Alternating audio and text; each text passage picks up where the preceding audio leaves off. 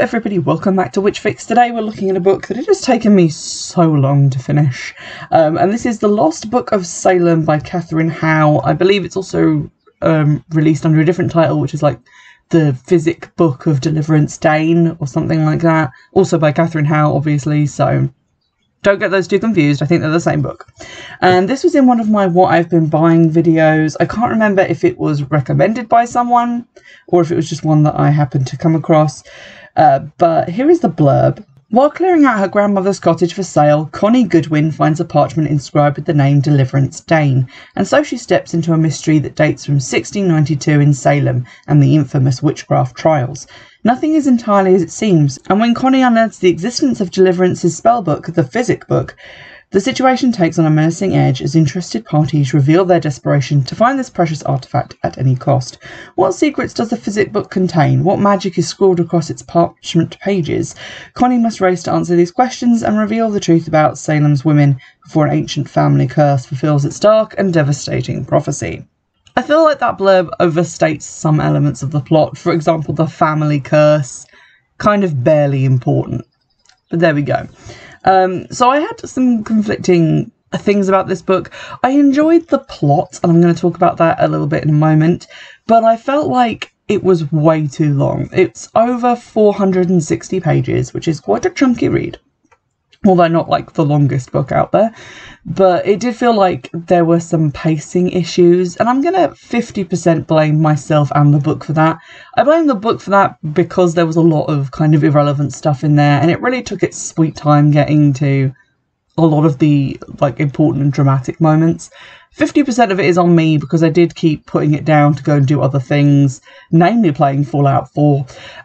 So I may have lost the thread of it in a few places and just not really been that invested in the story. So I'm going to half blame the book and half blame myself, and I feel like that way I'm covered. So we meet Connie at the start. She's doing like an exam that she needs to do for her university. I think it's Harvard, to get onto their PhD program, or like continue on their PhD program. And to be honest, that is probably encapsulating quite a lot of the issues I had. A lot of this book is about academics, like in a country where I don't live. So I didn't really care that much. Even if I was American, probably still wouldn't care that much. It's very niche as a subject. Like, I don't know who's meant to be interested in academics in a university. It just seems very niche to me. And a lot about like library catalogues and researching and how resources are tracked down and how they are looked at and assessed and all of this other stuff. And it just felt like, obviously this is something that the person writing this book finds fascinating, but I feel like the other people who weren't the author who were responsible for this book should have at some point said, hey, this isn't interesting and it's kind of slowing down the actual plot. Maybe we should cut at least 100 words, 100 pages from it, so that it's not as slow as it currently is. Because this thing moves along at the pace of a long, slow summer. And I get that that's kind of part of the idea of it. It's a book that takes place over a summer. It takes place in this kind of idyllic moment of falling in love and discovering things. But all of that is kind of lost under a lot of very plodding, musty-fusty details. Another thing that kind of annoyed me is that the book is about finding Deliverance's Physic Book. The main character, Connie, is tracking this across centuries, across different places. So it goes from one member of the family to another, and then it's sold to a guy who then sells it to a different guy. And we see every step of this journey. We see her going to these like probate records and looking through all the paperwork. She goes to an auction house and talks to them about their paperwork. She goes to libraries and collectors and goes through all of their paperwork. And it's all about finding this book. And you would think, based on the fact that the title of the book is The Lost Book of Salem, that she would find this fairly quickly. But she doesn't find it until page 379, which is, I guess, understandable. Maybe the whole book is meant to be about the journey of trying to find this book, and that's fine by me. But my issue was that basically she gets to a point where she works out that this book is actually in the library of a sister college and that she needs to go there to find it. And then we get a flashback. There's many flashback chapters to like the Salem witch trial times, and the subsequent generations. And then Connie just has the book. She dragged me to library, after auction house, after fucking county court records office, and then it doesn't even show her finding the book. What a scene to miss out. Anywho, the overall plot of the book, as I said, pretty enjoyable. I liked it. Basically, Connie is a little bit estranged from her mum, who's into all this new age stuff like aura cleansing and energy healing. And her mum's a bit scatty and has forgotten to deal with Connie's grandmother's house after her passing. So it's just been sat there. And now she owes a bunch of property tax on it because the local laws have changed. So Connie, being a local to the area, which I think is like Marblehead, Massachusetts, she gets sent up there for the summer to clear the house out and make it ready for sale.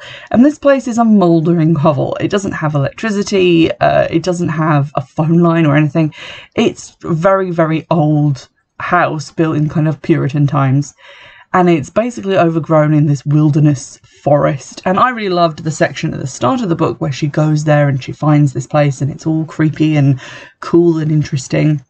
And she's looking through all the plants in the garden, like why are there so many different poisonous plants and stuff growing here? Why are there so many mysterious jars of herb matter in the kitchen, etc., etc. Then she goes about starting to try and track this book down, because basically the plot is she needs this as a primary source for her thesis research. And her thesis advisor, Professor Chilton, is very keen that she finds this book. And he gives bad vibes right from the off, and then turns out to be the bad guy, who the blurb tells you about, the other forces looking for this book. There is very little nuance there. It's very clear from the off that he's weird and bad. You hear him having secret phone conversations about how he desperately needs to find something. So it's not that hard to guess, but obviously then the book plays coy for 400 pages, which just kind of makes the main character look stupid. But anyway, he's after the book. He gets her to go and search for this book after she finds the name delivered stain. And she spends most of the book trying to find it, at the same time falling in love with a local steeplejack who does like restoration of like historic properties. I said restoration weird. And falling in love with him and going swimming in lakes and ponds and having long involved conversations about their interests in history. Can you tell that I wasn't feeling it? I just didn't. I have very little time for the romance in this book. And then eventually she does find the book, and she does so because at a certain point her love interest falls mysteriously ill and needs help.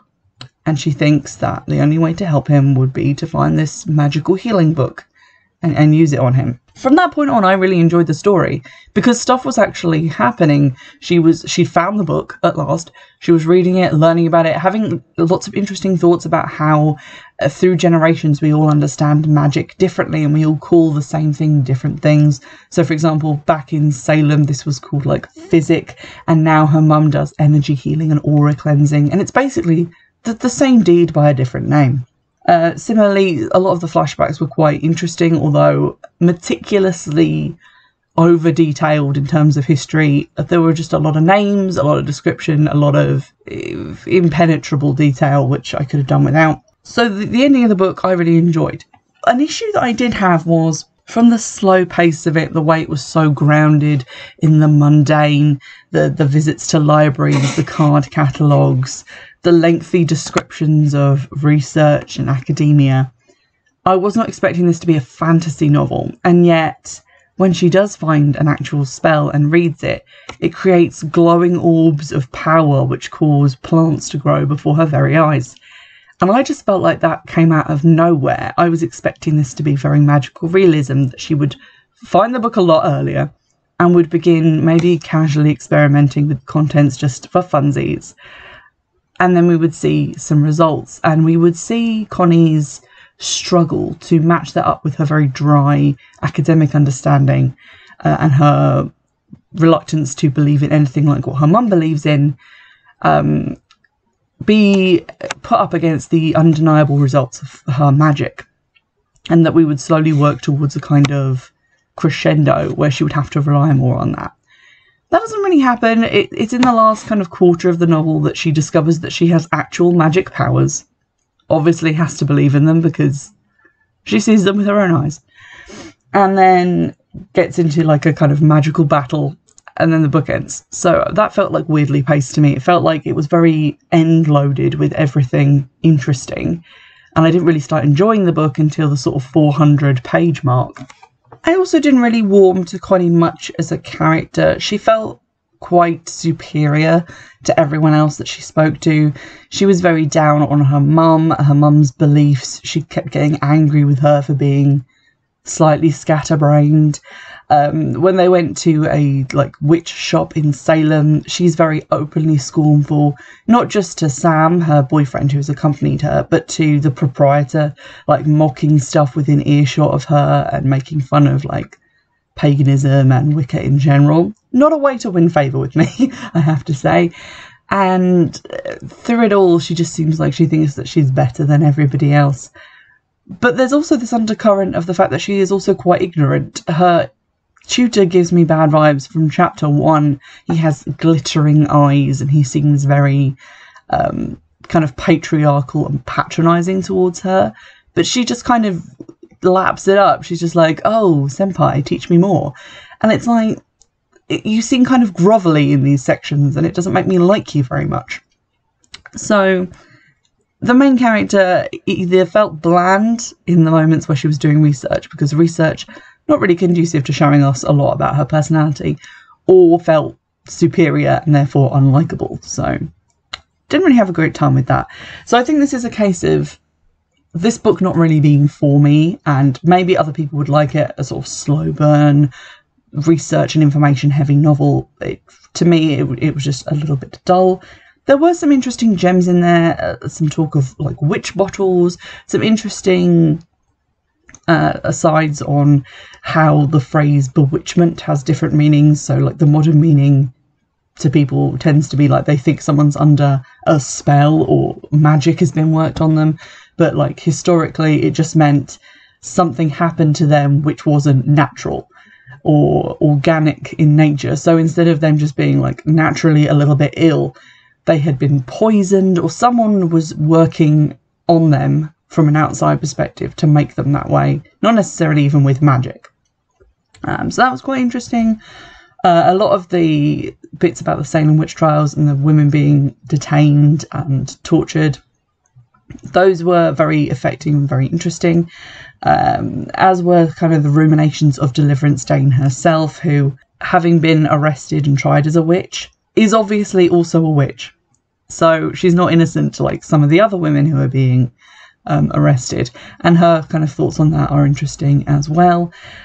So from that score, it was interesting. It did teach me a lot, but I really struggled to stay engaged with the actual story because it felt more like a framework onto which lessons and historical essays had been bolted on, and not a sort of story that was meant to be entertaining in its own right, at least not until the end, where we get more character to character interaction, because for the most part of like the midsection of the novel, a lot of it is just Connie on her own thinking, and there isn't a huge amount of dialogue or interplay between characters to keep it interesting and fast-paced.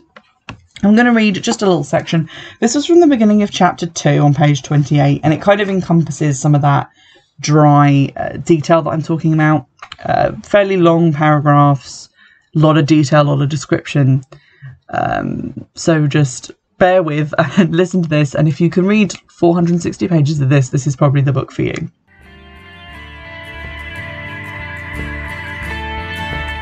Since arriving at Harvard 3 years ago, Connie had shared 3 dark wood-panelled rooms in a building that had, a century before, been a private dormitory for capable young Harvard men.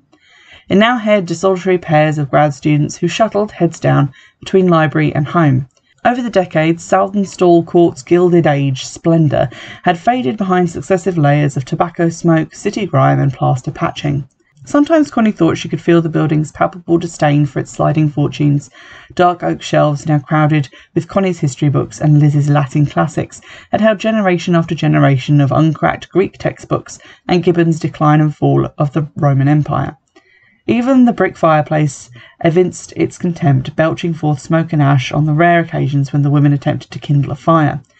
Connie tried to picture the anonymous long-dead boys who had once lived in their rooms, buttoned into woolen suits, experimenting with pipes as an affectation, shuffling cards for bridge, Some of these boys had brought valets with them to college, and Connie wondered which room had been the servants' room, hers or Liz's. And she weaved her way alone down Mount Auburn Street after a blurry evening spent celebrating at Abner's. She reflected, probably hers. It had the smaller window, the campus clock tower bonged once in the distance, and Connie's tired hand fell on the dormitory apartment's brass doorknob. The whiteboard nailed to her front door bore a scrawled note from the 2 chemistry students down the hall, wishing her luck on her qualifying exam, along with a cartoon version of her with a giant light bulb illuminated over her head. Connie sighed and smiled. She could not remember the last time she felt unambiguously pleased with herself. Maybe when she had graduated from Mount Holyoke. That was a pretty satisfying day. She had not even known she was getting magna cum laude until she read her name in the class day programme. Perhaps once more when she was accepted into Harvard for graduate school a year after that, but nothing since then. For the first time really, since beginning her PhD programme, Connie felt secure, validated.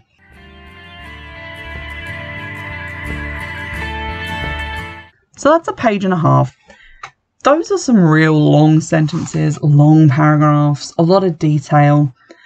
I feel like in paragraphs like that, you can either have your character ruminating on the past, or you can have them dropping exposition about their life. To do both at the same time takes a long time. In that passage, like over a page, she's literally just arrived at a door.